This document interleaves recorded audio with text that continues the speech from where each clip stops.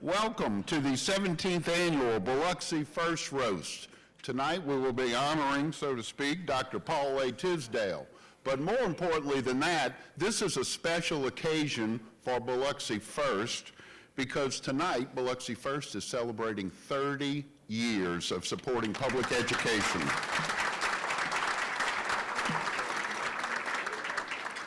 My name is Vincent Creel. I'm the Public Affairs Manager for the City of Biloxi. Typically, Reed Geis is standing right here, and he does an excellent job, and apparently class and decorum were not the standard tonight, and Paul asked me to do this. You can, as he said, what could go wrong? Well, you're getting ready to find out.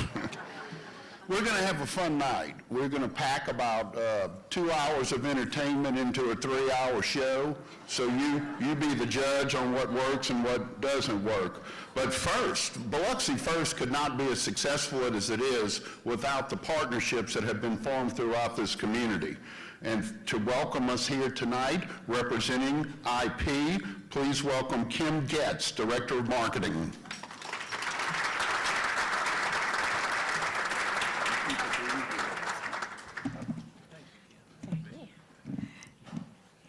Good evening, ladies and gentlemen. First off, thank you all for each being here this evening. I know I want to give my condolences, I guess, on the state of affairs going on this evening, that our General Manager, Duncan McKenzie, could not be here tonight. He is in the Galapagos Islands chasing after some turtles right now, so we'll let him enjoy that a little bit longer. The rest of us enjoyed it while he's been gone. So, yeah, well, you know, you gotta roast him a little bit, you know? Yeah. So, you know, it is a pleasure to be here. It has been a pleasure to be a part of Biloxi First for as many years as IP has. You know, we have supported this program and this event itself for 14 years and counting. We look forward to a long future ahead of us with this group. You know, they do wonderful things in our community. They raise our children, they teach them to be brighter, creative individuals, and it is because of each of you here that they can do that. So thank you for being here, thank you for being a part of it. Dr. Tisdale, I wish you the best of luck this evening. I apologize that I will not get to stay and watch the rest of the roasting. We have a couple of events going on tonight, so I'm doing a little bit of tag teaming. But enjoy the evening, enjoy your meal, and thank you again for being here. Thank you. IP has been doing a great job here, and we're very thankful. She talked about roasting bosses, and we certainly wouldn't want to do that tonight. Here to deliver the City of Biloxi welcome is the Honorable Donald Fofo Trump. Andrew Gillich.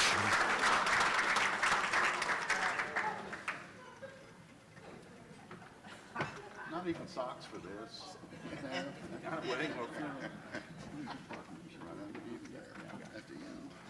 Thank you, Vincent. Now, I'm going to remind him that I'm not the target tonight. But thank you again. Glenn, you know, he's got a pass tonight and anytime, but, you know, this is Biloxi First, and I want to, I want to be a cheerleader. But, you know, however you look at that, Biloxi is first, and you know, it's reflected in but did I say that? I don't know. But, you know, this is really to honor Dr. Paul A. Tisdale. And he's going to take one for the team tonight, right? But he is a true Biloxian, and I see his family, Wanda especially. He's responsible for everything that, you know, he's done. And I see his brother over there. You know, I was going to say we grew up together, but we haven't grown up yet, right? That's not like you, but, you know, that's true. Every day he is our judge, too, by the way. But that's encouraging, right? Yeah. But, you know, his life's work, you know, knowing Paul, you know, that teacher in him, and of course, you know, running, I guess, Bay Waveland for a number of years, and it's like, just about like Biloxi. But then, you know, being the superintendent, I mean, that's something else. And as we talked, you know, when he's considering the political thing, I said, man, you're perfect. I said, you know, every decision you made in your career, you pissed at least half of the people off. So this won't be, you know, maybe 1/7, right? That's right. That's it. But, you know, from day one, I think 54 months ago, but who's counting, right? But, you know, we encountered some challenges early on, you know, with MEMA and FEMA. And, of course, I'm not going to say MGM Park, okay? I didn't mean to say that. But challenges. We got along, but early on, we started having some meetings, some serious meetings with MEMA and FEMA every other week. And I would tell the city council, listen, the first 3 get in free, but Paul was always there, right? And we worked through some I thought I was supposed to be. You was. No, you don't. And just like I think Wanda runs him out of the house on Monday morning, so he's there at 9 o'clock at each director's meeting. So thank you for that. But, you know, that teacher, I keep talking about the teacher in him, you know. And I've noticed some things over this last year, you know. He always does his homework. And, you know, even though he did vote for the baseball park. But maybe...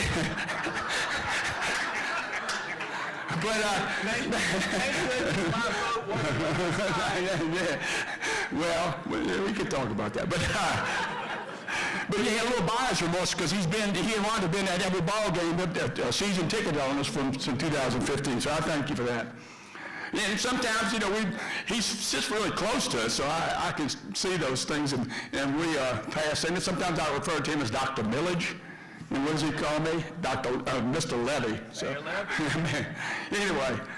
I know you're talking about taxes. Well, we won't have to talk about taxes. We can't talk about taxes. But you can, you know, as I said, he ponders things and he goes through things, and you can almost count on that response like a teacher would, you know. He would say, yes or no. So, well, you might want to think about this. And it really is. It's scary to think that, you know, how much we think alike, and, you know, but even though, you know, it rolls out differently, you know, after maybe coming to the same conclusion, and I might say, are you crazy? But Paul would say, don't you think any reasonable person would think that idea is absurd? Right? Anyway. But it is a great pleasure for me to honor, with this proclamation, Dr. Paul Tisdale. Whereas Biloxi First, an organization dedicated to supporting Biloxi public schools, has decided to honor Dr. Paul A. Tisdale. And whereas, be that as it may, Paul is an educator, having worked his way through the Biloxi Public School District as a teacher, administrator, and superintendent. Whereas, having said that, Paul has also served as Biloxi Councilman representing West Biloxi. Y'all supposed to laugh when we say that. Okay. Whereas, that being the case, Paul is certainly worthy recipient of this honor from Biloxi First. Now, therefore, having said that being the case as it may, I, Andrew Furford Village, acting as the duly elected mayor of Biloxi, do hereby proclaim this day, October 24th, 2019, as Paul A.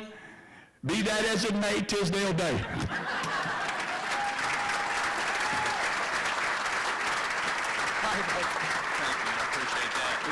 We got a photo op, Susan? All right, go. Hold on, boys. I'll There go right you go. here. Hold on. Look, Paul. Look this way. You spelled my name wrong. That's him. That was Cecilia back there. No, Cecilia doesn't make mistakes. Thank you so much. Thank you. Is that Mr. it, Mayor? Is That's there it. That's anything it for me. No, I'm leaving up to y'all. Thank you, Mayor Gillich.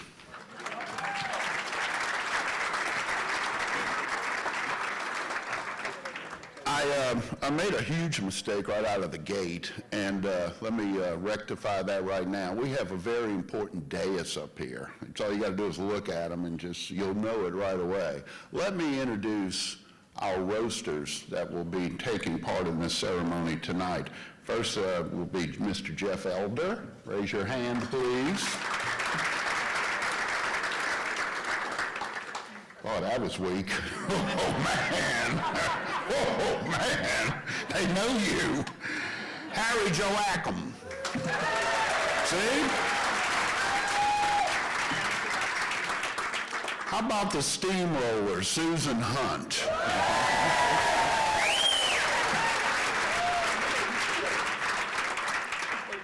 And from one coast the superintendent of Gulfport Schools, Mr. Glenn East.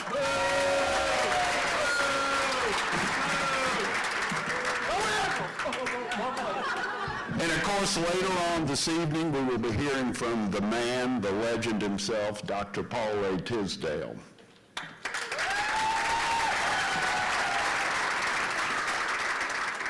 We said at the beginning, well, actually I said, I don't think anybody else did, that this was going to be a very special evening. And here to present a welcome from Biloxi First is Mr. Tanner Sweatman.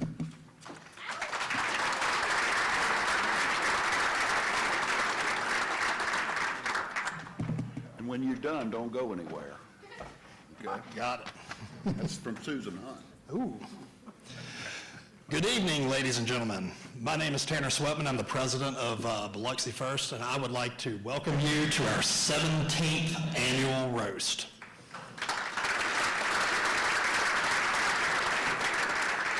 I would like to give a special thanks to the IP Casino for hosting tonight's event, and thank this organization because they have been an integral role in the growth of Biloxi First. We could not have done what we've done without them.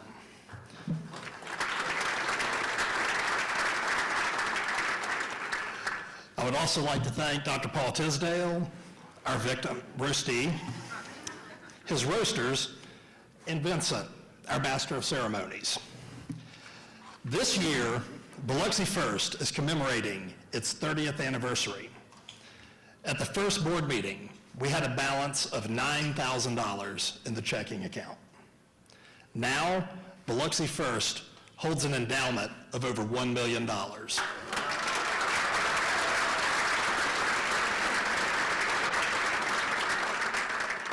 We would like to take a few minutes tonight to honor the people and the organizations who have contributed to our growth. One of the major successes in the development of Biloxi First has been the creation of 59 name grants. These are listed in your programs.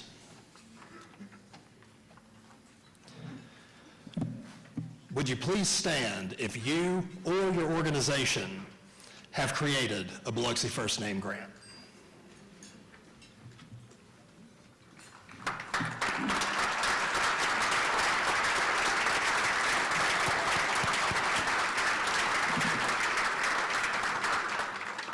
Biloxi First matches the $5,000 donated for each one of these name grants with funds generated at our annual roast. Please stand if you've ever been roasted by Biloxi First.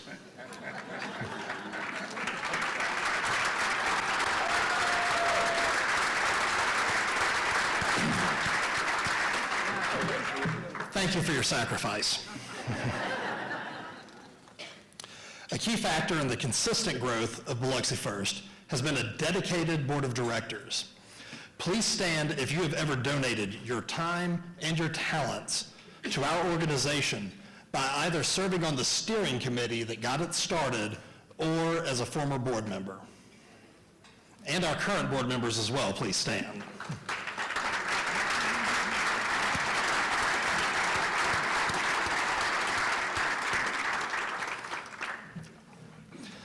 Over the years, Biloxi First has funded 589 classroom projects, exceeding $395,000.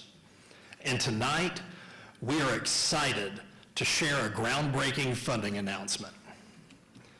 I'm honored to inform you that tonight, Biloxi First is awarding a check for $100,000 to the Biloxi School District for the funding of Promethean boards.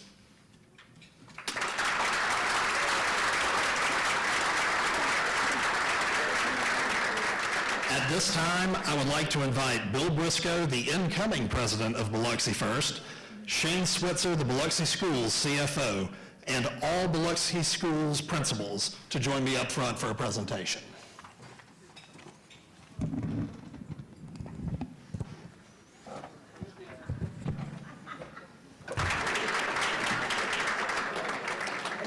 A Promethean board is like taking a school teacher from a chalkboard to just cutting state-of-the-art technology. So this is going to be really huge for all of the teachers throughout Biloxi Public Schools.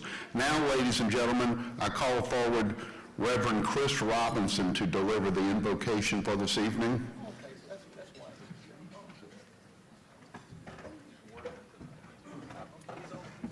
Good evening. Ooh, that's loud. About a year ago, I arrived here from Oxford, Mississippi, God's country, to about half the room, I'd guess.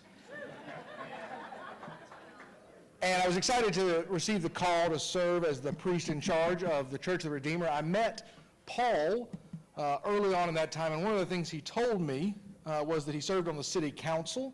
When I asked what he did, and I said, "Oh, that's great. You'll be able to give me a lot of information." And he said, "Well, no, I don't know anything." And I have to say, over a year of working with you, Paul, I've been shocked that you are the person who must not know anybody but somehow knows everybody, and who knows nothing about any topic but has an opinion on all of them.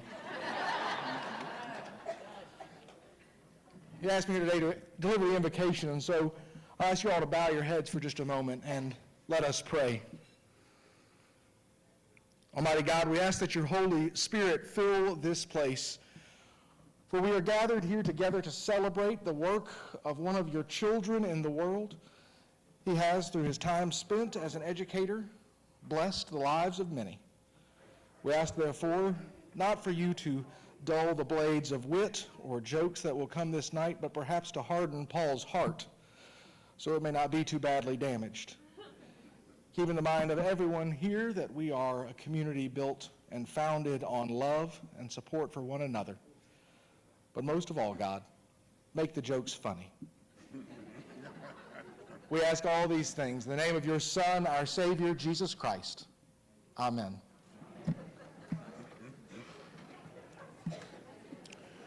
And now please stand for the national anthem, which will be delivered by Chris Moore.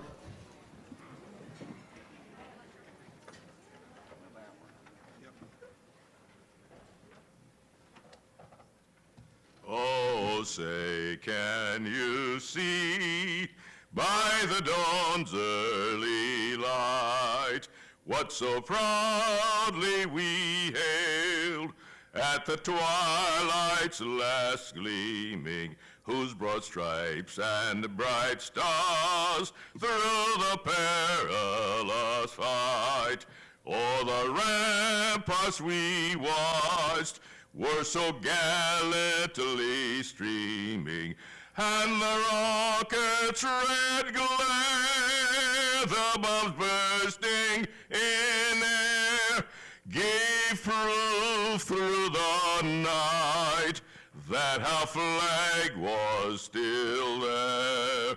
Oh, say does that star-spangled banner yet wave o'er the land of the free and the home of the brave? Thank you.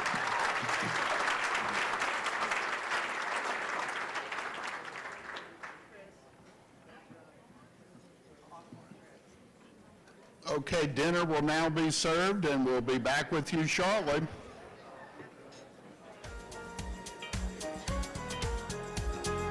I want to thank Cecilia Dobbs-Walton, the city's public affairs specialist, for being here. Thank you, Cecilia. We also made reference earlier to this being the 30th anniversary, and over the years, we've had some great roasts.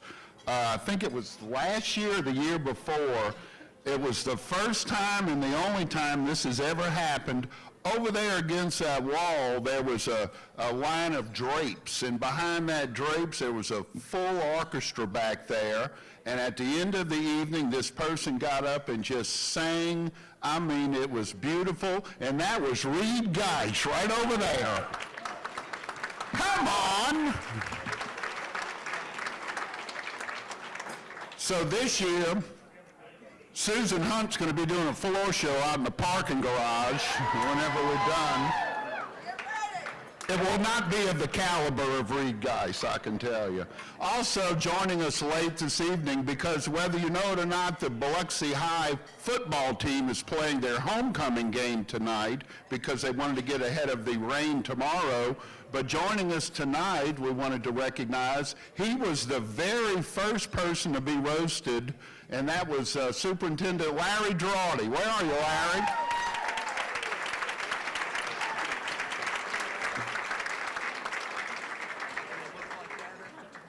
And didn't that mayor, yeah, you're not going to look like that.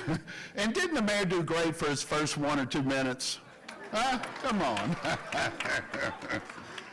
Okay, at this portion of the evening, we try to tell you a little bit about the honoree.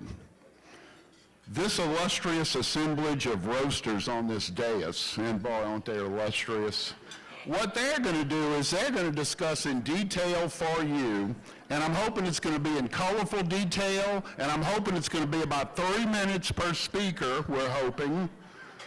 They're going to tell you about different phases of the life of Paul Tisdale.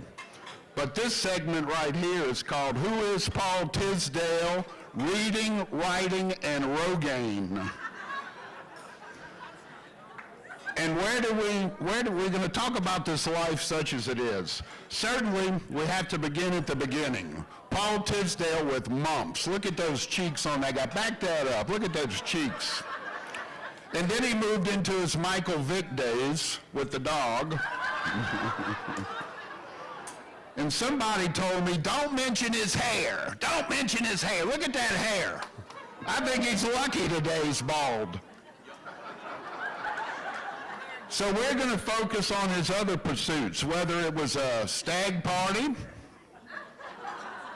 or his athletic pursuits or a stag party with drinking.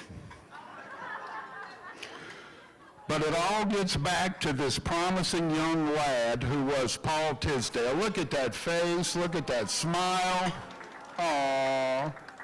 Such promise he had, even dressed up for the occasion. He was a Biloxi Indian from way back. He was someone who was involved. But you could see that ambivalent streak was starting to start early. Look at that face. And then there were his driving days when he got his first truck. And then he found out early on manual labor was not going to be his thing. I looked at that picture and I said, geez, I'm glad I can't smell this. You can't talk now. This is later. That was when he worked at Cozy Kitten, the cat food factory, Marvers down on the point. Dress code, too, every day. But he was really Bond, James Bond. Look at that. You could see that receding hairline was already starting, huh? And then he took the appropriate measures. Look at that head cover he's got on there. And then somebody told him that smoking will give you hair. That's all he had to do was ask Gig. I mean, look at Gig in the middle. So if he couldn't have an abundance of hair, he was going to make the most of what he had. Look at how long, to the shoulders. And then, when he turned 21, boy, was he a proud man. Look at that smile on Wanda's face. Of course, if the hair wasn't enough, he would play the keyboards. And then what he started doing was showing off his legs. And then that was it. They became Mr. and Mrs. Paul Tisdale after that. I mean, really, how could Wanda pass up a stud like this? Look at this. He's the total package. And really, who cares if the hair was heading south? Look, you see, he started growing it lower. But Gig maintained his perfect head of hair. He was a man's man. You'll notice that he was a playboy back in those days. Somehow he poured himself into that car every day. But this all meant that kids were on the way, and he had to sell that car. Show me some kids. There's he and Wanda, and I think that's Errol.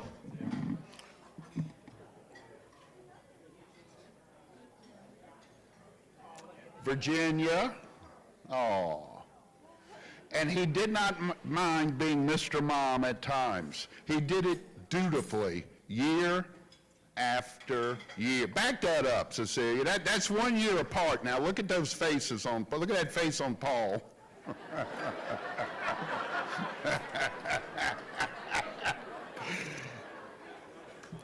So yes, ladies and gentlemen, this right here, this is the only picture. He had a long and storied career in public education, and this right here is the only picture that he gave me to use. And if you look up there in the top right, that's Paul way over there in the corner. And if you look at those kids, and I think the reason Paul gave me this picture was he wanted to show how much of a visionary he was. If you look at those kids, those are future Oscarinda workers. So he gave them lifetime employment. What a man. And so it was, after more than 3 decades in education, Paul decided to turn the page. And this, incidentally, right here, that is one of the few moments in his entire life when he was speechless at the retirement ceremony. We got that one right there and the next one, which looks like it's in focus. Right there is when he's telling everybody that he's going to be moving to the next chapter. But the first thing he did was he did some traveling. He would make sure to go with that. That's the Biloxi High travel team right there. That group made sure they went to every sporting event in every city throughout this area. He traveled with them, and then he also began showing up. He started showing up at a lot of city functions. There he is next to David Staling. And he went to a few more. There he is at Beauvoir. And then the bug bit. There he is, right there. Meet Paul Tisdale, City Councilman for Ward 5. That's his official picture. One of the first votes he took was on this thing right here, MGM Park. There's everybody that was big behind the park. And so then, the next day, they told him the terms of the agreement.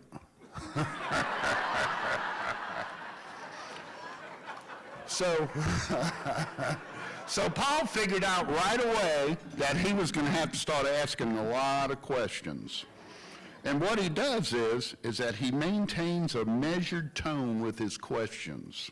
He zeroes in on the issue, and he just keeps asking. It's like David Staling used to say, he drives you down this path to where you climb a tree and show your ass. That's what he does.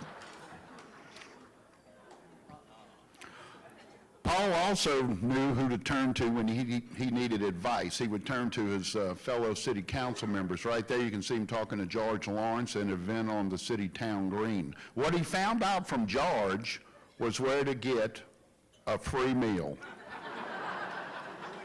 And George, yeah, who would know better? George, from the roasting crowd up here.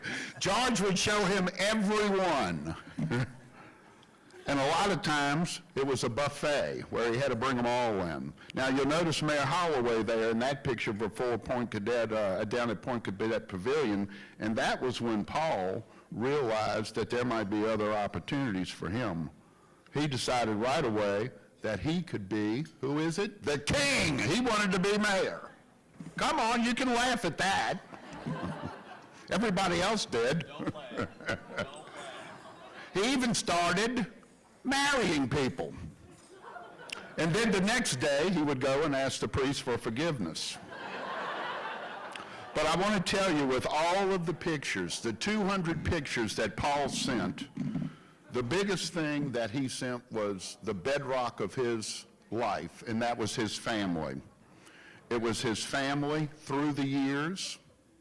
Look right there. It says Paul is reading.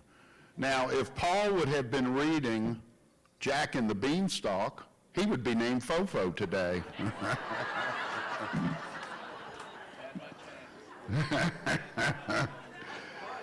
That is good, isn't it? Even up to this day, you see the family connections with Paul. I think that was Father's Day. That's why Mom would be taking the picture. Next one.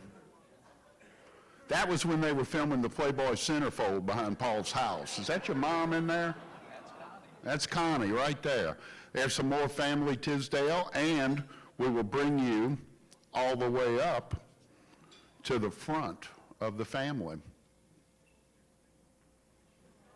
Oh.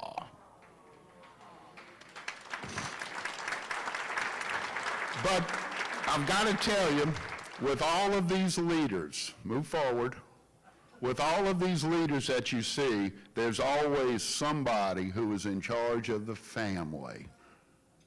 And who would that be, Cecilia? There she is right there, Wanda. Wanda is the person who sticks by him. Wanda is the person who is always smiling.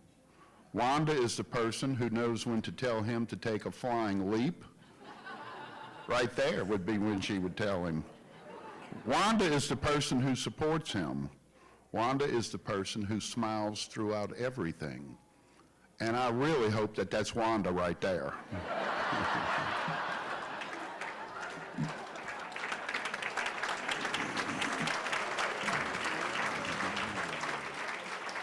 So that just tells you a little bit about Paul Tisdale. It's not designed to be the total picture. For the total picture, we're going to turn to our table of roasters here. And by the way, did the mayor do a good job in his first 1 or 2 minutes? I mean, didn't he?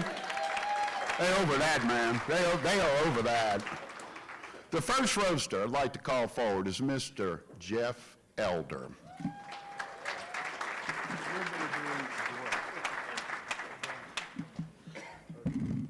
Thank you. I'm glad to be here tonight to celebrate the life and times of my good friend Paul Tisdale. Well, you know, I thought this was going to be a high-level event, but Fofo doesn't even have socks on. And I overheard Gig tell someone the only reason he's here tonight is because wrestling wasn't on TV.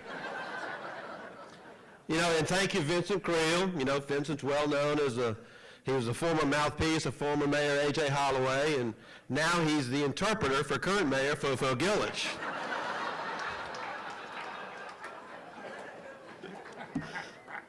You know, I've kidded Paul throughout the years about not having any hair, and I know that deep down it's got to make you happy that my hair is starting to disappear.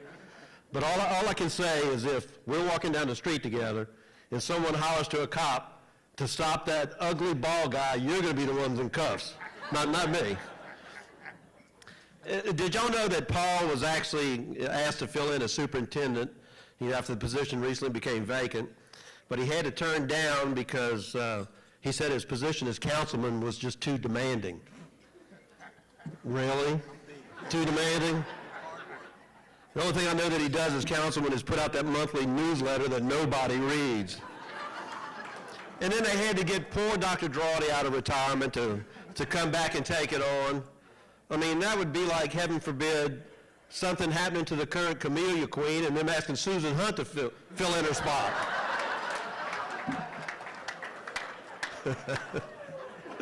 You know, my earliest encounters with the Tisdale family goes way back to my childhood when I started spending the night over there. I was a good friend with Paul's younger brother, George, and Paul was a few years older than, George, Mike McDermott, and I. But we had to endure the older brother treatment that he inflicted upon George, from time to time. A favorite one of my stories that Gig told me about was, the Tisdale boys all had the same bedroom. And it was kind of wild in there most nights. And their dad, who we referred to as Big Red, discovered that there was a broken light in the bedroom and came in there. I think he was stepping on the light switch, I believe, and came in there and demanded to know who had done it. Well, of course, Paul blurted out it was George that did it. And George denied it, but I think George was 6. Paul was probably like 8 or 9, and Gig was a little older. So, Gig said he didn't know anything about it, so Dr. Tisdale decided that with the lack of other testimony, he was going to go with George, and so George got to taste the big belt about that. So that was the first time that, you know, the good big brother came into play. That's when I knew I could be a politician. So fast forward a few years, when we were in high school and Paul was home from college, his brother George and Bobby Brazier and I, we had a triple date one Saturday night. Triple date, that's what we used to do a long time ago. George had a date with Carol Dick, not Carol Fayard Dick, but the real Carol Dick, who's Carol Stintz now, not Carol Holly, Carol Stintz. Bobby was with Rhonda Jordan. I had a date with Rhonda Broom. So we, as teenagers did back then, that before picture IDs, you know, were in play, we came across some alcohol, and George kind of overdid it and passed out in the back seat of the car. So Bobby and I decided we had to, you know, entertain the girls the rest of the night, so we took them to McDonald's on Pass Road, to the drive-thru to get some food. Well, Carol, you know, George's date, she got a chocolate milkshake, and she was just really irritated that George had passed out. So she pours the chocolate milkshake just all over his face and head, and he didn't even budge. So Bobby and I decided we better take these girls home, and we did. We took them back to their homes, and then we decided we needed to do something with George. Well, we didn't want to face the wrath of Big Red, so as good friends, what would we do? We drove to their house and took George out and just carried him up to the front steps and left him on the doorstep. Went home. Well, fast forward to the next morning, which is Mother's Day. Paul gets up and he goes out to get the paper, opens the front door, sees George laying there, still, you know, asleep. What does he do? Does he help him up to the room? No, he steps over him, goes and gets the paper, goes back inside and tells Miss Tisdale, Mom, Bobby Brazier and Jeff Elder left you a Mother's Day gift out on the front steps. So Miss Tisdale says, now how nice, you know, why can't your friends be as nice as George's friends? She opens the front door, sees George laying there, she screams. George comes to at that point. The chocolate milk has just covered his eyes and they're stuck together. He thinks he's blind. He's staggering around, falls down the steps, and Paul's just sitting at the kitchen table admiring his work that he'd just done. So that was another example. But you know, as we all know, Paul moved on to a successful career as an educator, and as most older brothers do, you know, he mellowed in his need to torture the younger brother. But his older brother, Gig, a successful lawyer, called him one day when he was superintendent and asked him if he would testify as a character witness for one of Gig's clients who happened to be a teacher that Paul knew. She was going through a divorce, and Gig wanted Paul to be a character reference for her. So Paul agreed, gave great testimony that, you know, helped Gig's client out. So just before Gig finished his question to Paul on the witness stand, he told the court that he had one more question, you know, for Paul. He reminded Paul that he was under oath. He turned to him and said, "Was it you who broke the light switch that time when we were kids?" And so Paul finally had to admit his guilt, because he never did up until that point. All kidding aside, Paul, we're all proud of the great things you've done and continue to do for all of us here in Biloxi, and I congratulate you on this great honor tonight.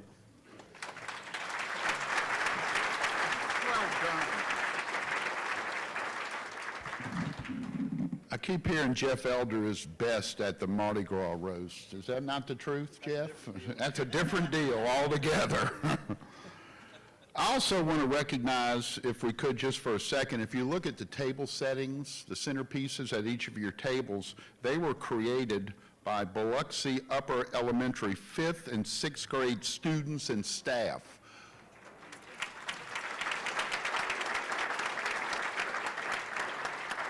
Some of them have the building blocks, which are a homage to his years in public education as an educator, and the others are to his political career as a policymaker for the city of Biloxi. And both the mayor and I are wondering why the roses were red, not black, but I don't know. Next, I would like to call forward someone. Oh, and one other thing, the roast staff tonight. How about Dewey Mason? How about Ann Dennison? How about Susan Hunt, Liz Joachim, and Jennifer Walker? They have done all the work in putting this together.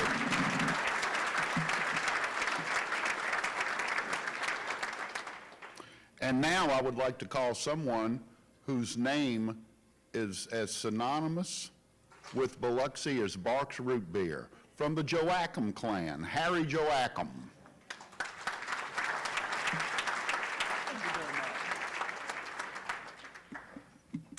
Thank you, Vincent. Vincent Creel, everybody. Vincent, someone asked me the other day if I knew you when you were alive. And you're doing a fantastic job tonight, incidentally. That's great. Paul, glad to see you made it. I wouldn't want you to miss this, okay? And, of course, there's the long-suffering Wanda Tisdale, Paul's devoted wife, and his beautiful daughter. Glad to have you. I was actually a little concerned about doing all this in front of Wanda, but she left me with 2 words when I saw her earlier: no mercy. So, thank you, Wanda. Okay. Paul and I first became acquainted in the 8th grade, and I've been asked to reflect on our years in junior high school and high school, or as they were commonly referred to, the hair years. Okay. I'll keep my remarks brief because, as you know, Paul's life has been rather uneventful. I appeared at Michelle Junior High School after famously achieving the distinction of being the only kid at Notre Dame All-Boys Catholic High School to be on both academic probation and disciplinary probation at the same time. The Brothers of the Holy Cross didn't think I was very funny. My difficult transition to public school was made a little easier because Paul became the first student at Michelle to welcome me and befriend me. You see, Paul had no friends either, so the connection was obvious. Okay? It was Paul who served as a great decoy for me that reduced the ridicule I had to endure and the beatdowns in the boys' bathroom and the waterworks down the street. Paul was an interesting lad with a good sense of humor and a good sense of self. He was my first redhead friend. I remember a couple of Halloweens where Paul actually incorporated his red hair into his Halloween costume. One year he dressed all in khaki-colored clothes and came as a matchstick.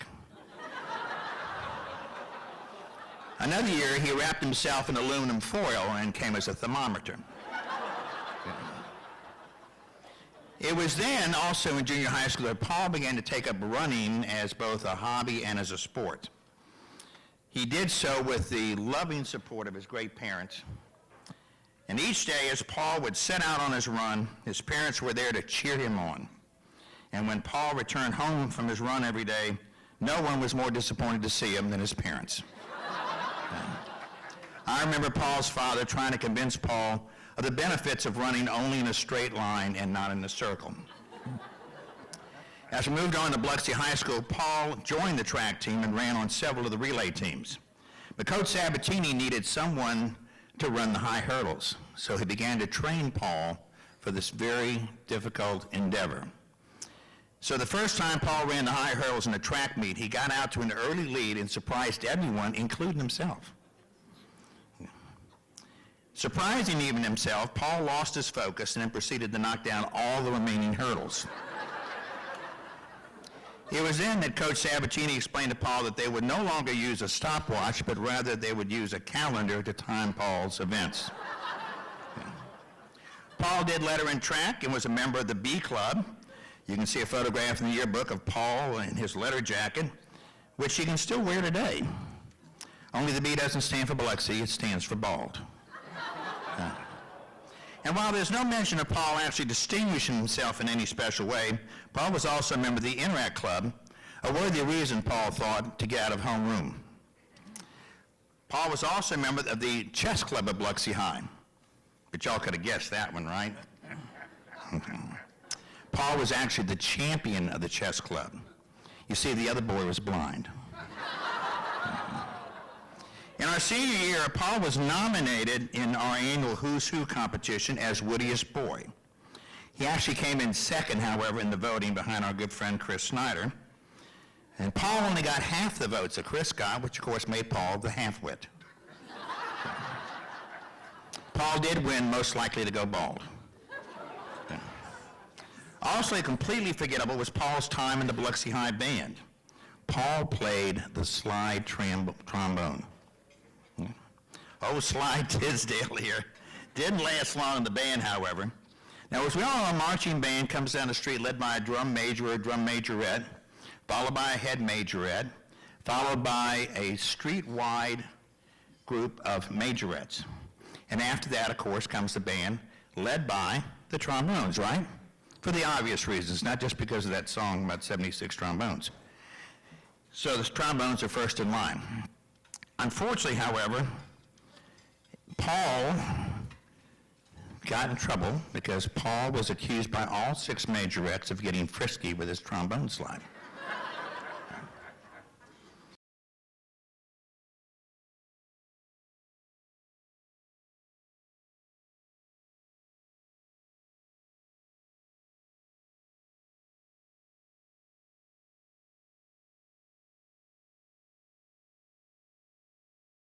Now, as I said, Paul was blessed with wonderful parents, especially his charming and beautiful mother. She was so sweet, especially when she was constantly apologizing for being Paul's mother. In high school, I worked in a men's clothing store, and Paul's mother would come in and shop for Paul for back to school and for Christmas. She used to reject my wardrobe ideas for Paul and would tell me she wanted Paul to dress like me. I finally had to explain to Mrs. Tisdale that that would never happen. After all, I had a reputation to maintain. Paul and I managed to make it out of high school, both graduating summa cum laude. And to our mutual surprise, and to the surprise and amusement of those who actually taught us, we both decided to get teaching degrees, Paul at USM and me at Ole Miss. Before embarking on our chosen education and career paths, we made a vow to never teach each other's children. We started teaching together, Paul in elementary school, me at Biloxi High. And our first year, we signed a contract for $7,200 for the year. How about that? I lasted 5 years. Paul, of course, endured, and the rest is education history. Both of those events served the city of Biloxi well. The reality is that Paul Tisdale has enriched the lives of countless numbers of people as a teacher, as an administrator, and now as a city councilman. He is the poster boy of public service. Just recently, I rode with Paul one evening as he went out to check on a public works matter in a ward other than his own, based on a concern from a citizen in yet another ward, not his own. This is the kind of attention to the needs of others that has become a hallmark of Paul's career. He is the perfect combination of a leader and a humble public servant. I close by sharing these truths with you. Paul Tisdale has been a great friend to me. He has never refused me any request, and I have been enriched by his kindness, his loyalty, his intelligence, and his wonderful sense of humor. I will always cherish his friendship, and I am privileged to be honoring him tonight. Thank you.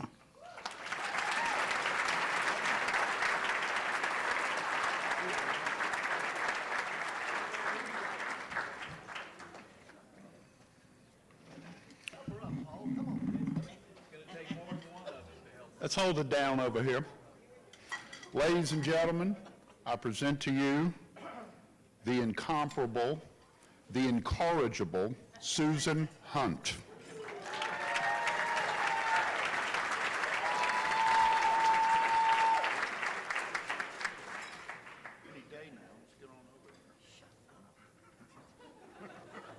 I'm in charge.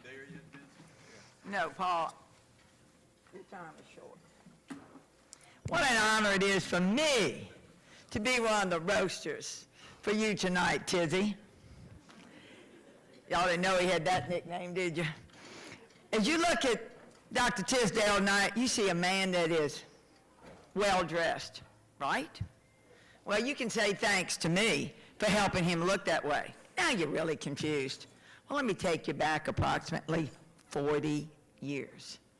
One summer, the district held summer school at Gonflow Elementary. And guess who was his principal? Me. And yes, Tisdale was one of my teachers. Now, just take a little break. You saw the video tonight, right? Paul, pay attention, please. Quit talking. You saw the video tonight. Did you see the long hair? All right. Shut your eyes. Jeff Elder, come forward, please. I have something I want everyone to see exactly how you used to look.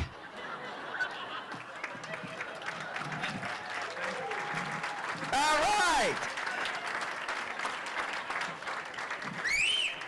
And it's Halloween, so that's the reason why I got your blue one, okay? Do you want to wear it for the rest of it? Would you like me to take it off? Remove it, please. There you go. Can you put it on that head over there? Okay, you're next. Anyway, as you saw, be careful.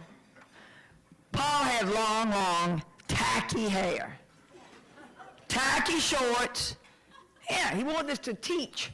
Tacky shirt, tacky tennis shoes. Yes, tacky is how he looked when he began teaching for me at Gonflo. After a few days on the job, I decided I need to have a conference with Tisdale regarding his tackiness. We met, we talked.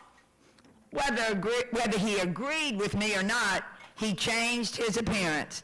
And thanks to me, Tisdale, you look good. Another story. I didn't realize, Vincent, you were going to talk about him smoking. But Tisdale and I were heavy smokers. However, he spent more money on cigarettes than I did. Because when I was principal at Michelle, I confiscated my children's cigarettes,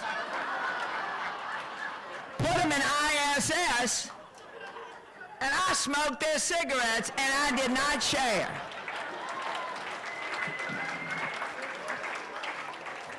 I got mine free, thanks to all my children that smoked at Michelle.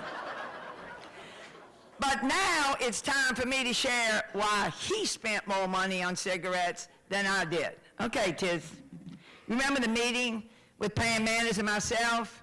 And you were smoking a cigarette, you had one lit in an ashtray, and you were fixing to light another one, right? We had to remind you not to light another one as you already had two going. That's why you had to spend more money on cigarettes than I did. You were smoking how many at a time? 3 at a time.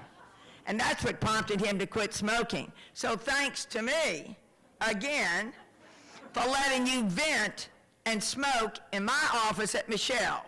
Remember those days? It's not your time. Zip it. It is not your time. No. You were trying to get some things done that I tried to tell you to do, but no, you didn't follow my instructions. Now, this is the last story I'd like to share with you.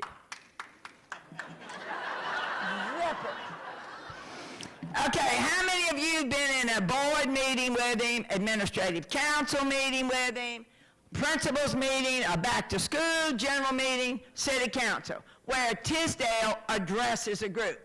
An issue comes up, and the first thing that comes out of his mouth is, "Let me tell you the history about it." Have you heard that? Let me tell you the history. Really? No one wants to hear the history. They only want the solution. So how do we get Tisdale to shut up? Well. I would stand in the back, move my hand across my throat like this. He got the phone and shut up. Remember that, Tizzy? Okay. Prior to my closing, I just want to let you know, Dr. Tisdale, your parents would be very proud of you, as well as my mother. You are very passionate about children, the Biloxi schools, and this community. Thanks for everything you've done and for being my dear friend for over 40 years. However, just remember, when it's time for him to rebuttal, what do? Shut up. You got it, Tiz? Thank you. Have a good evening.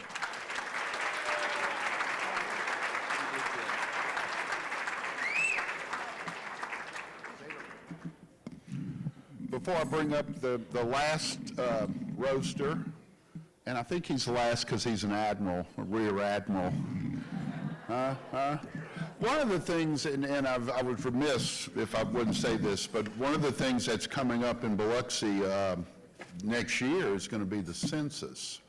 And one of the big things that Mayor Gillich is pushing for is he wants to see us hit 50,000 residents again. Right now, we're at about 46, and 50,000 is one of those magic numbers. But whenever we count people in the census, we count residents. What we are doing here tonight, and what most of you are these things called citizens. These are the people who go to the public meetings. These are the people who support educational efforts. These are the people who are in civic groups. These are the people who do volunteer work. And I would be remiss if I did not acknowledge all of the many contributions that Paul Tisdale has made to this city. So please applaud.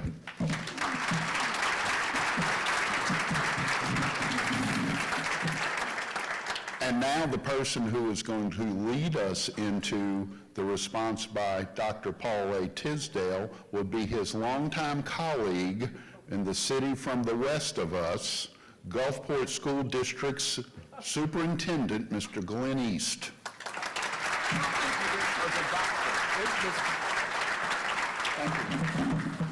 Tanner, I saw you give Shane this big check. I mean, have you written the real one yet? Let me spell Biloxi for you. G-U-L-F-P-O-R-T. All right, so I'll pick that up tomorrow morning at Shane that meeting. Teachers are still making $7,200 a year, plus about 50 cents, so that hasn't changed too much. How about you, buddy? Less than Larry makes, and definitely less than your last one made. And I also want to say thank you for the blue wig. That's a Gulfport color. Thank you very much for putting the blue wig on the guy. And who had me sitting in front of the preacher over here doesn't know me very well now. Come on, y'all put me right in front of the guy who's got the holy cloth on. So here we go. Folks, thanks for the pass to get over. After what I say, please don't take the pass to get back away. Thank you very much for putting the 30 up here. For Gulfport, that represents the 30 years of football, but you've only beat us 3 times, Ian, okay? Go Admirals. Now, he gets the microphone last. Now, Paul Tisdale, there is a difference, in Biloxi and Bay. They both start with B, but it's B-I and B-A. But met Paul in Bay St. Louis. He was superintendent. How many of you remember the old baggy pants that went through with the Saints emblems on them? They had the little rubber bands at the bottom of them. Went to work every day in Bay St. Louis as superintendent wearing those kind of pants. Can you believe it? Larry, you didn't teach him very well, my friend.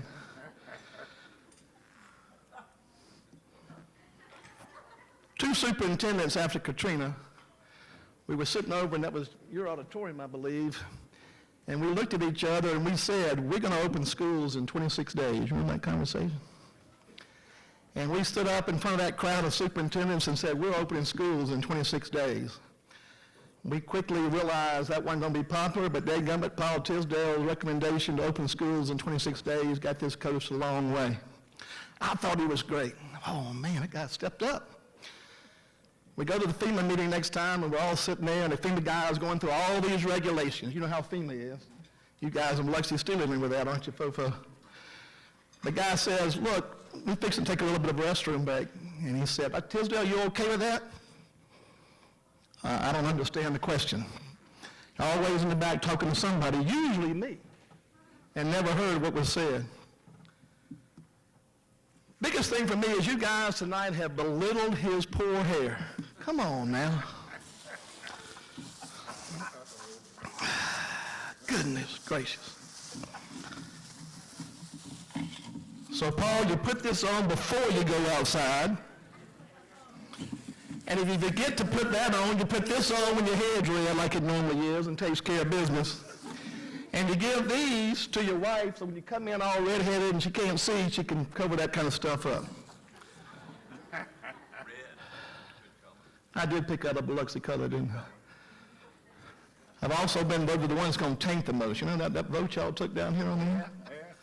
So I'm going to wrap up really quick and say the one thing that I know about Paul Tisdale in my work, and the funniest thing he's ever done, guys, he cannot avoid a TV camera. I guarantee you that if WLOX and WXXV walked in that door right there right now, he would forget you guys exist. He would be right in front of it, and who knows what he might say. Now, how do I know that's true? The scoundrel comes by my house about 5 days after Katrina and says, you and I are going to WLX to interview. Talk about the schools. I thought that was a pretty good idea. How many words did I say in that interview at WLOX? 30 minutes later, he's still talking. But you look good. You look good. Next FEMA meeting, I'm standing beside him, little short fat guy that I am. WLOX walks in the door, knocks me down to get to the deadgum TV camera. Every time there was a TV camera. Wanda, this is just a dear camera, but if you want to keep him at home, just hang it in the living room, okay? Because he'll go see it every deadgum time he gets a chance.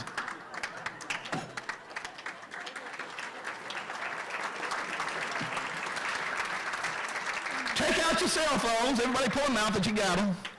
How do you turn this on? I was too cheap to buy the batteries. Take out your cell phone. Come on, pull them out. Everybody. Go ahead and find that flashlight button that's on the bottom of it and turn it on. Let's get them on here.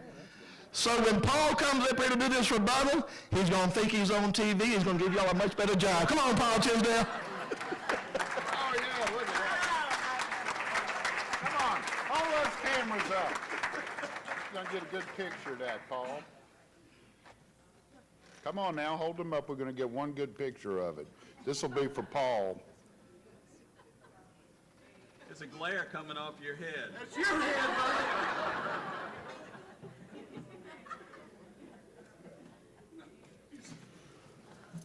buddy. Ladies and gentlemen, Dr. Paul A. Tisdale.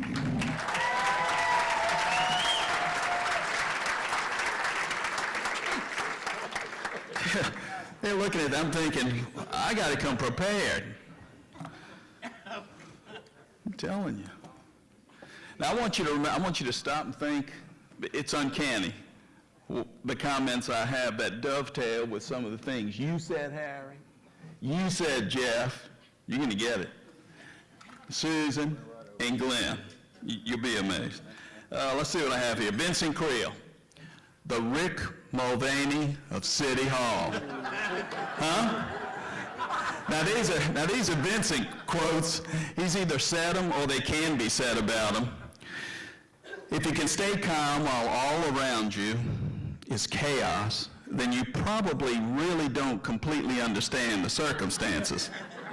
For every action, there's an equal and opposite criticism. Now, usually that's coming from Vincent. Am I right, Mr. Mayor? Some people cause happiness wherever they go, others whenever they go. Now, Vincent is a whenever they go. And doing nothing is really kind of hard work because Vincent never knows when he's done. See, I don't even need all of these. You'd never know it. Stand up for a minute, Vincent. Why don't you take a good look at Vincent? Turn around. Okay. Side. You'd never, thank you, have a seat now. Hold that image. You'd never know it, but Vincent gets plenty of exercise. As Mayor Gillich has noted on more than one occasion, he jumps to conclusions, he pushes his luck, and he dodges headlines. Now, Vincent's last birthday party was well attended. Ann Hunt was there, Susan Hunt. More about Ann Hunt later. But Susan Hunt was there. And I think you're 58, your last birthday, Vincent? 58 candles were lit. Vincent closed his eyes, blew out the candles, and made a wish. When the candles were extinguished, you know who says immediately, "Well, what did you wish for?" He said, "It doesn't make any difference. It wasn't granted. You're still here."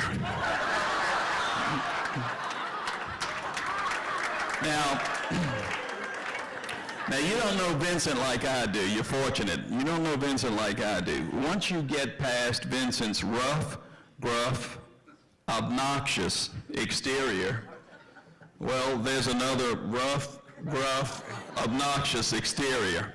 I actually heard Vincent comment to Peter Abide, the city attorney. He was in the hall by the coffee machine on the second floor there, outside council chambers. He said, "You know, Peter, when life gives you lemons, you squirt somebody in the eye."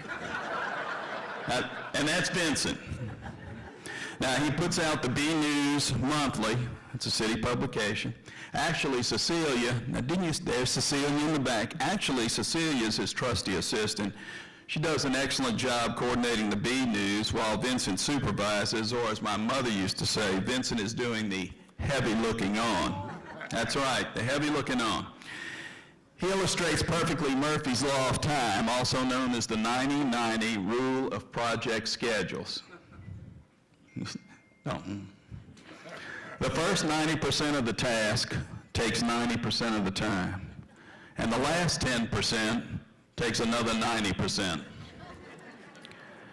Finally, Vincent, my friend, if I wanted to kill myself, I'd climb your ego and jump down to your IQ.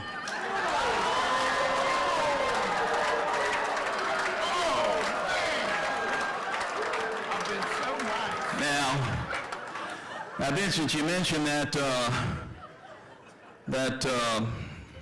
wives' tale about smoking and hair loss, and I notice you're getting a little thin there in the back, so here's a pack of your favorite brand. Thank you very much. Okay, so what about Jeff Elder? Yeah, what about him? I really don't know Jeff that well. But they told me he's funny, and he got some laughs at Jay Bryce's roast, and he's a good storyteller. And I've heard it said about Jeff that in the land of the witless, he'd be king.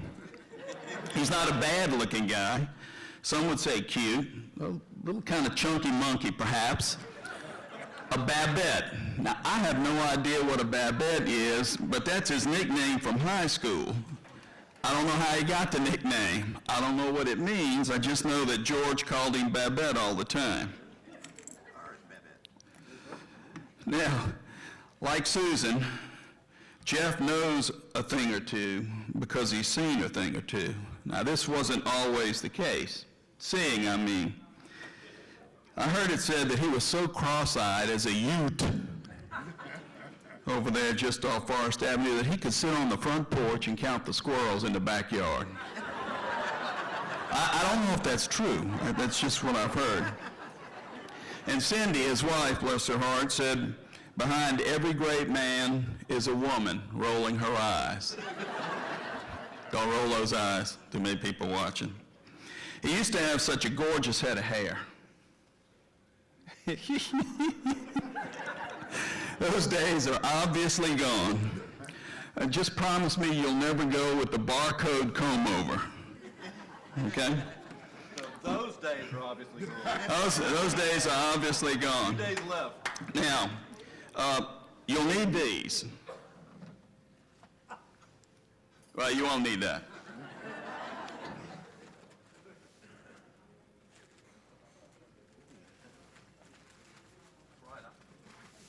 Spent big bucks on you. This is a Keesler Federal Credit Union hat. It was given at their annual meeting in 2007. It obviously means a lot to you. It does mean a lot. I kept it all these years just for you, just for tonight. And of course, SPF 50. Keep that handy.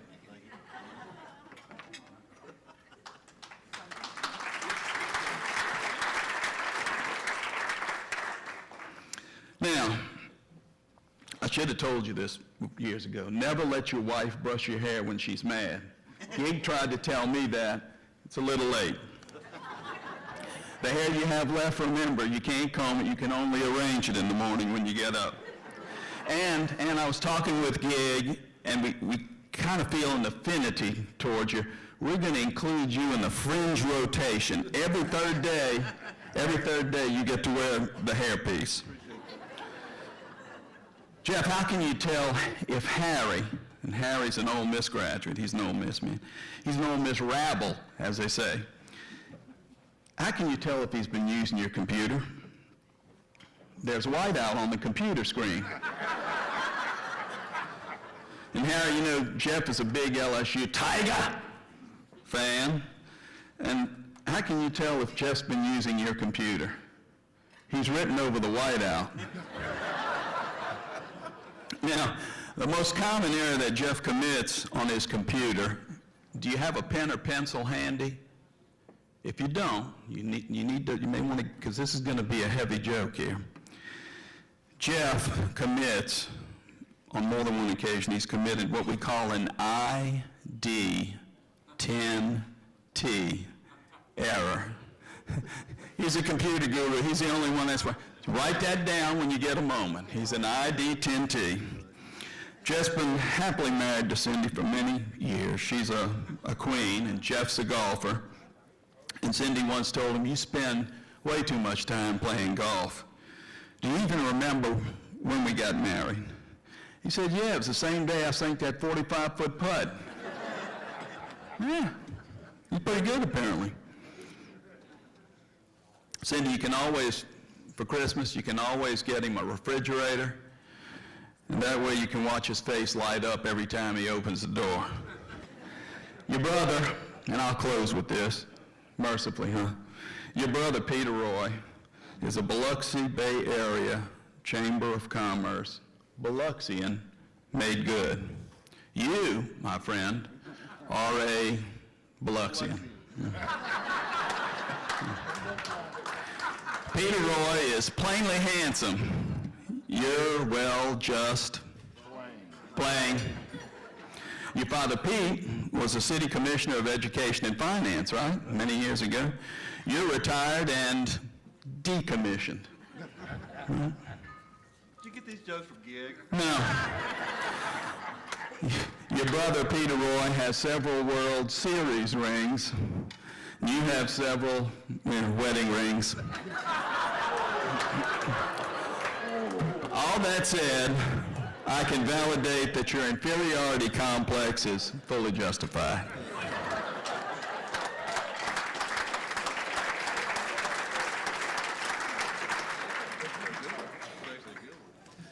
So what can I say about my classmate Harry? Well, let's see. First met Harry at Michelle Junior High in the 8th grade. He played football in high school for the Indians offensive line. I want to say your number was in the 60s?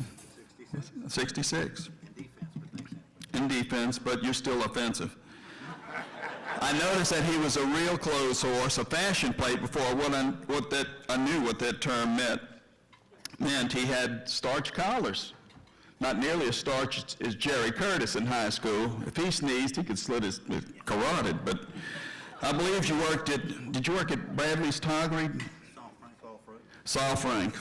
And did you work at Gene Moore's a little bit? Witty, multi-talented, and an avowed conservative. Am I right? You taught at Biloxi High School, past director of the Biloxi Chamber of Commerce, teaches real estate classes, expert on real estate, somewhat of a Renaissance man.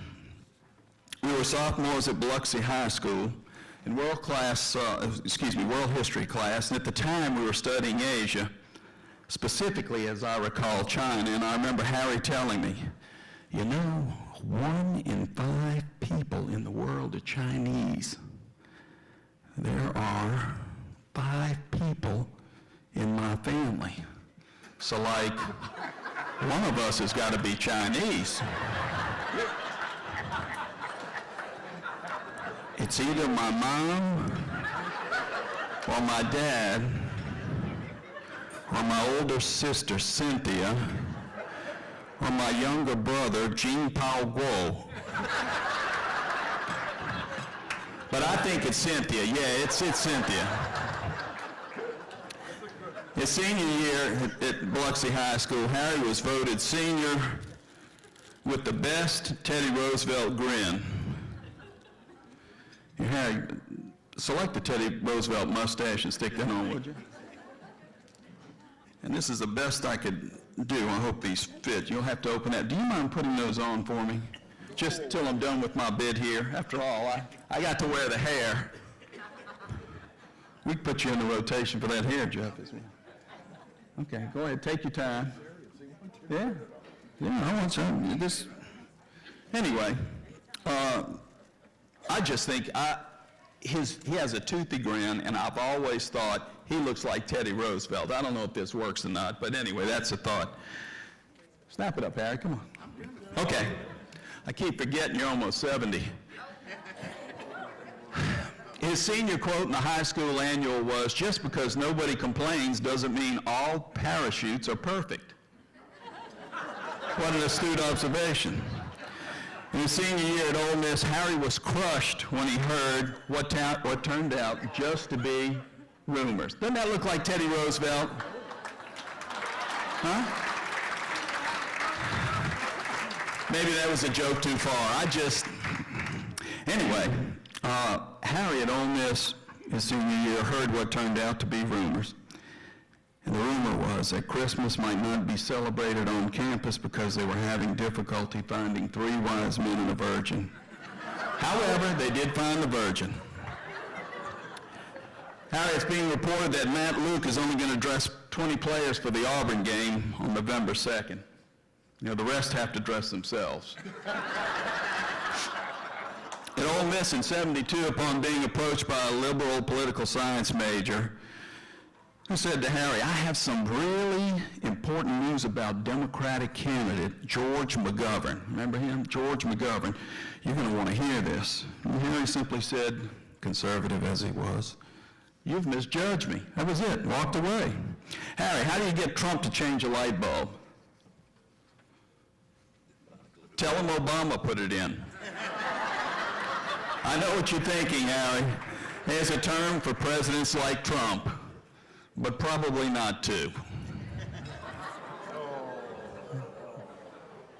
Well, wait till your roast and you can come up with better jokes. Remember your advice to me before the 2016 election? This is what you said. I think best I can remember this is a quote. "If you vote for Clinton, you'll be stuck with a criminal president under constant federal investigation from day one." Do you remember that? Harry is a devout follower of the Smith-Johansson secret of longevity. Stay alert, get plenty of exercise, and don't drink too much. Then again, don't drink too little. Harry acts. I don't know if you know this now. He really does act seriously, and he's been in several plays here locally, and I'm sure in other locations. He's been in a commercial or two here on the coast. One play he was in held a season record with a run of 8 evening performances and 2 matinees. The local critic said it ran 10 performances too long. Don't feel sorry for him. You didn't feel sorry for me a little while ago when he was talking. Seriously, you can catch Harry in the movie Blackwater, filmed in 2018. I looked it up on the IMDb, not the ID10T, the IMDb, and it stars Jean-Claude Van Damme, Dolph Lundgren, and Harry as Drummond. Right? Has anybody seen that? Stand up if you've seen. Okay, well. He just showed it to me a while ago. He just showed it to you a while ago. I'm jealous of all the people who've never met you, Harry. I want you to know that. And you prove that light travels faster than sound. That's why you appear bright until we hear you speak. Now, I'm not insulting you, my friend. I'm merely describing you. Thank you, Harry.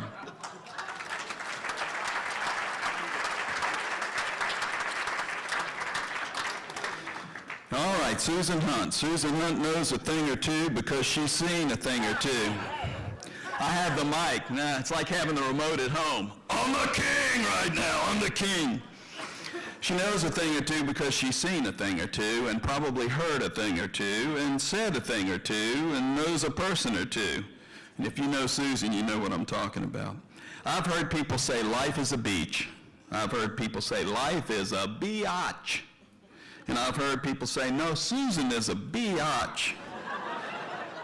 It's been said, no, scratch that. She is tougher than woodpecker lips. That is correct. Before I forget,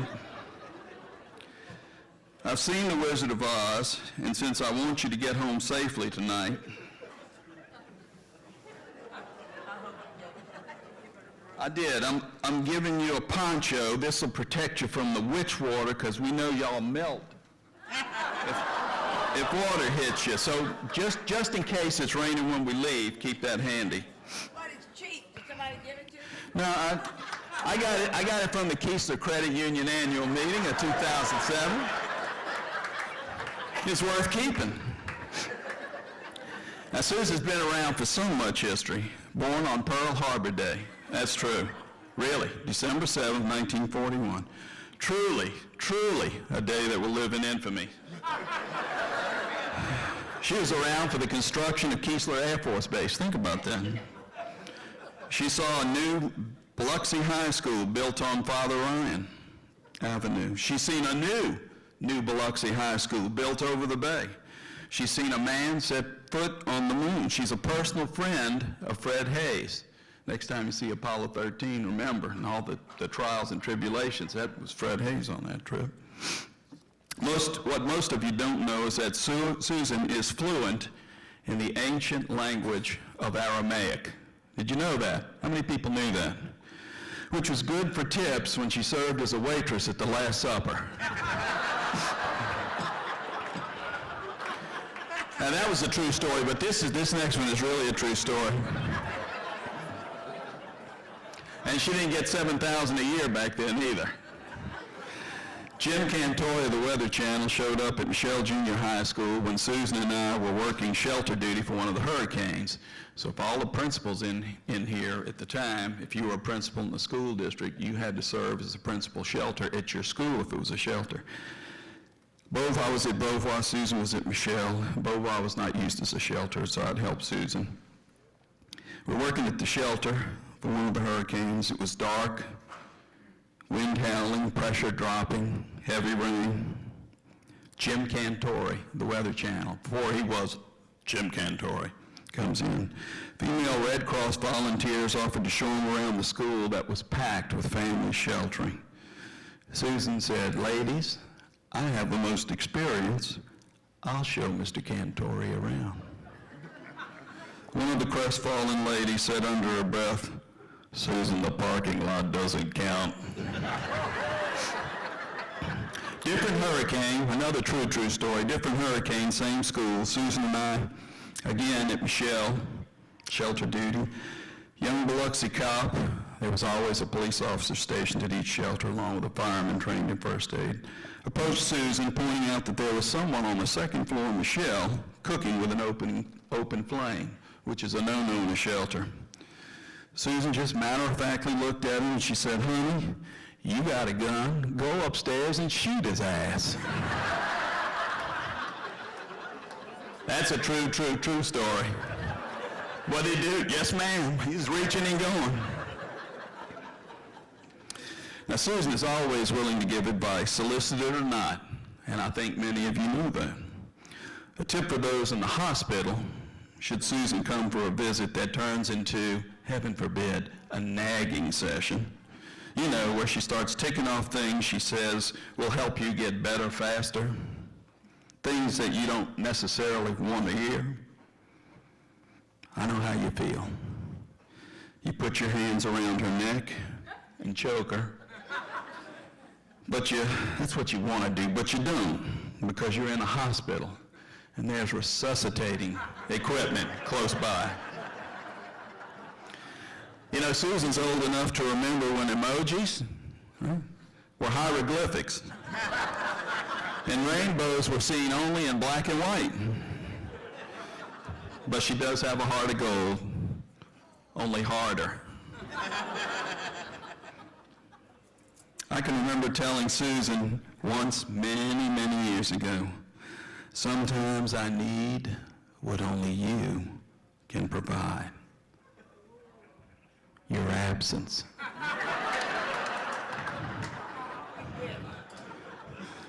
When I'm near you, Susan, very near, I get a fierce desire to be alone. She once told me, life is short. Smile while you still have teeth. That's good advice.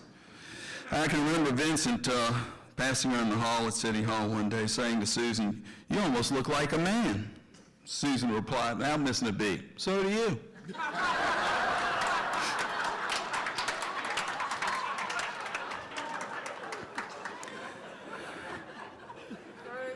Not yet.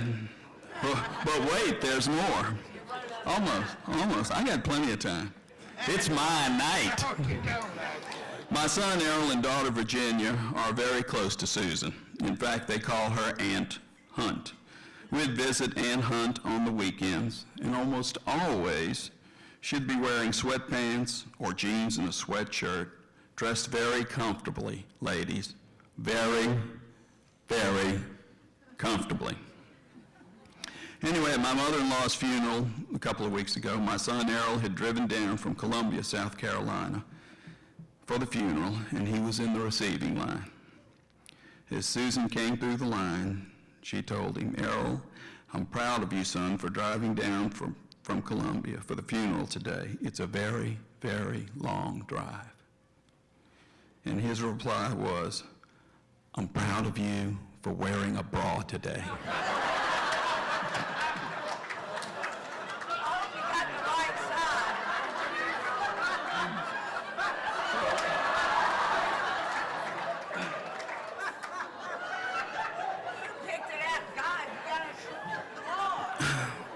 What'd you put in them? Aren't you glad I went just a little longer? If you help me one, thank you. Now, Susan, that's just about it. My last comment is just keep that in the trunk just in case. Okay? Well, it's time for you to shut up. Al Pacino, I'm just getting warmed up. All right, Glenn, I should give you this right now.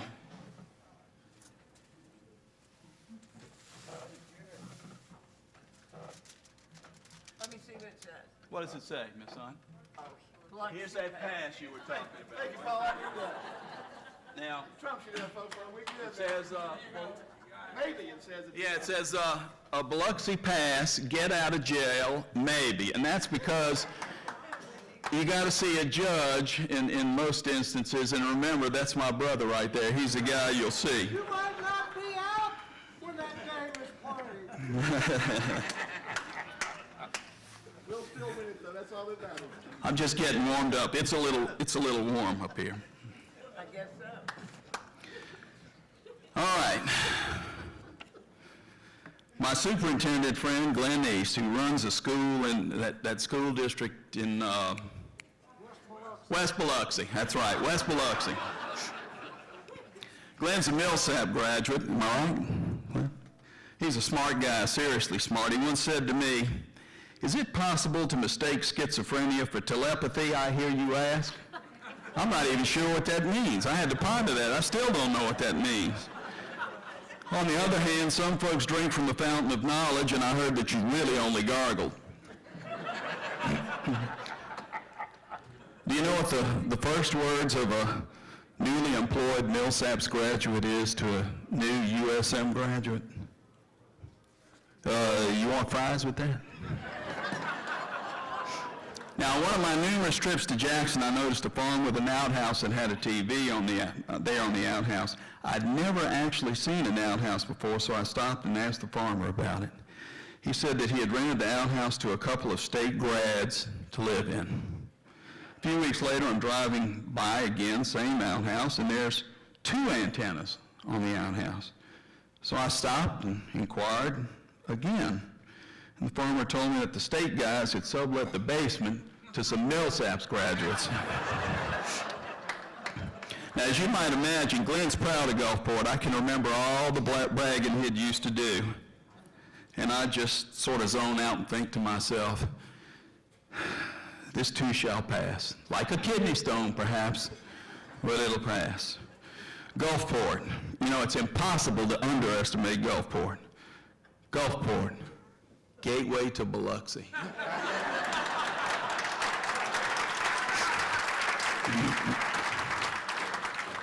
Unless you're driving west, then it's Gateway to Long Beach. In Biloxi, you Gulfportians are like Monday mornings. Nobody likes you. That's why I gave you that pass. Now, Glenn, Hunt, and I were at a school conference years ago and entering a restaurant for supper, and Glenn held the door for Susan. As she walked by, he said, "Age before beauty." Never missed a beat, Hunt. Pearls before swine, sir. No need to be humble, Glenn, you're not that great. You shared some advice with me years ago. Never trust people who smile constantly. They're either selling something or they're not very bright. Vincent, quit. You're not selling anything. Quit smiling. I heard Larry Drawdy say the other day, "Glenn, I like your approach. Now let's see your departure." To be serious for a moment, Glenn, I'm very, very sorry for the mean, awful, accurate things I said about you tonight. Remember that? Do you remember I interrupted one of your staff meetings in Gulfport? Now, I presented you with about a 6-inch high square that was, the intent was to memorialize the Biloxi Gulfport football scores, little plate. And I interrupted your staff meeting, and it was about 6 inches tall, and so you could stand on it at your staff meetings. That was cruel. I should have given you something more practical.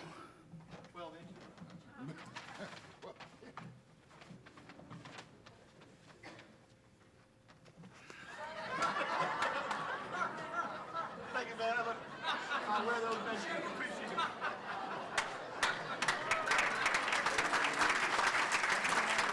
My friend, Glenn East.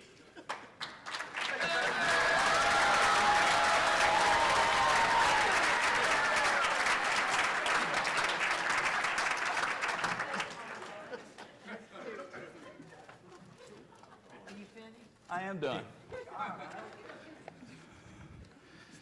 Remember the resuscitating equipment. I'd like to take a moment to recognize my wife and my family. Wanda's my current wife. She has been a constant source of strength and support throughout my personal and professional life. You absolutely have no idea what she has to put up with. She's an all-star by anyone's assessment and has been for 45 years and counting. My daughter, Virginia, who knows more folks up and down the coast than anyone I know, except perhaps she could be the next. After all, Ann Hunt did give her her first pair of high-heeled shoes. You know those, like when you're 5 little girls, those plastic, and all we'd do, she called them clip-clops because that's what we heard all night. At the age of 5, I think. My son Errol and his wife Bethany and their sons Will and Finn were unable to attend tonight. They live in Columbia, South Carolina, and both work for the University of South Carolina. Could not ask for a better son or daughter. Love you both. I have a terrific brother and 2 sisters, and we made sure that we chose our parents carefully. The night before school started each year, the doc, or as Mike McDermott and Jeff always called him, Big Red, would line us up and tell us to remember 2 things about school. Number 1, the teacher's always right. Number 2, if the teacher makes a mistake, the teacher's always right. And he meant it. That's why Mom always signed our progress reports and report cards. My brother Gig dispenses justice daily in Biloxi's municipal court. His wife Janie dispenses justice when he gets home. My sister Connie's a speech pathologist in Ocean Springs Public Schools. She has ways of making you talk. Sister Jill is a school nurse at North Bay Elementary. Here's to never knowing what bodily fluid you'll be standing in next. Jill's here with a good friend, Richard.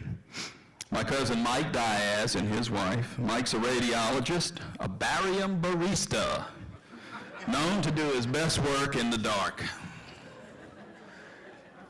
I do want to thank 2 superintendents, 2 principals, a bookkeeper, and the son of an NFL Hall of Famer. Olin Ray was a former Biloxi superintendent who since passed on. He hired me as an elementary principal at the tender age of 27.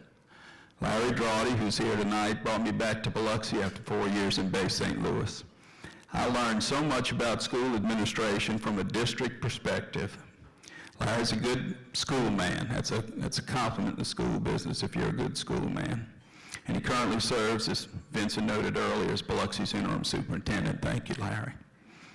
Glendon Johnson, who hired a long-haired, hairspray-using, bell-bottom-wearing, platform shoe-wearing teacher fresh out of college. What was he thinking? Susan Hunt taught me to pay attention to details, little things about customer service, and to always be child-centered in the profession. And Jody Gill, who works for the city, over in the business department, who patiently answers all my questions about city finance and all its nuances. City finance is similar in some ways, but different in so many ways from school finance. It's an interesting education. And Clark Shaughnessy. Now his son, Denny, is here tonight. He's been my friend for more than 50 years. His father, Clark, owned Shaughnessy and established Shaughnessy Printing Company. But his dad, Clark, taught me how to tie a tie when I was 16. As a result, I thought of Clark, the senior, every time I went on a job interview, and I think he brought me luck. I do want to thank the roasters, I think. Jeff, always a treat to hear Jeff spread his humor, true stories, and not so true ones. Jeff delivered a wonderful eulogy for my brother George many years ago. Thank you, Jeff. This was funnier. Yes, it was. Harry Joachim, truly talented in so many ways. Harry had absolutely no compunction about serving as a roaster this evening. Lots of high school memories, Harry. Thank you. Susan Hunt, a good woman who continues to educate children through the Biloxi Excel by 5 program. No one else could have gotten this community preschool program off the ground. Thank you, Susan. Glenn East. Glenn and his staff continue to do really marvelous and innovative things in the Gulfport Public Schools. Pains me to say that, Glenn, but it's true. Thank you.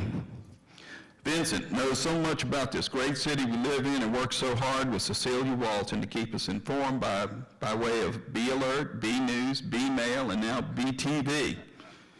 Thank you, Vincent. Thanks to Mayor Gillich for tonight's welcome, Tanner Sweatman for tonight's welcome. What was the lady who stood in for Duncan McKenzie?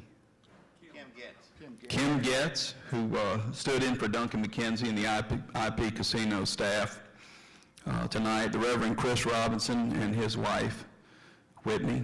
For Chris Moore, let me tell you, that's how the national anthem is to be sung.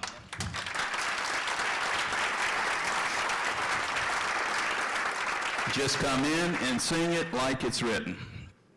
The Biloxi Upper Elementary 5th and 6th grade art students for the centerpieces, and the principal of that school, Kelly Reynolds. The roast committee, again, Dewey Mason, Ann Dennison, Susan Hunt, Liz Joachim, and Jennifer Walker. Thanks to Biloxi First for supporting our teachers and students in their daily endeavors through named grants that make unique teaching strategies and learning opportunities possible. And finally, thank all of you for taking the time out of your busy lives here to support a most worthy cause. Thank you.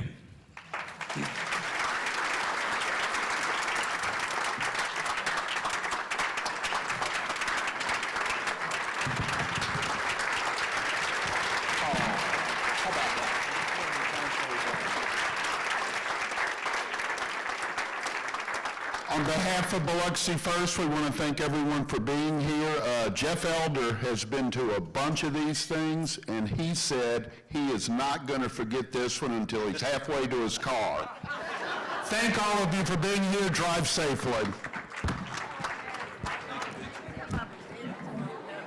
Want to take a quick picture of all the roasters? Get a picture of all of y'all. It worked somehow. You're always good, man. Susan, get over here. We'll take a picture.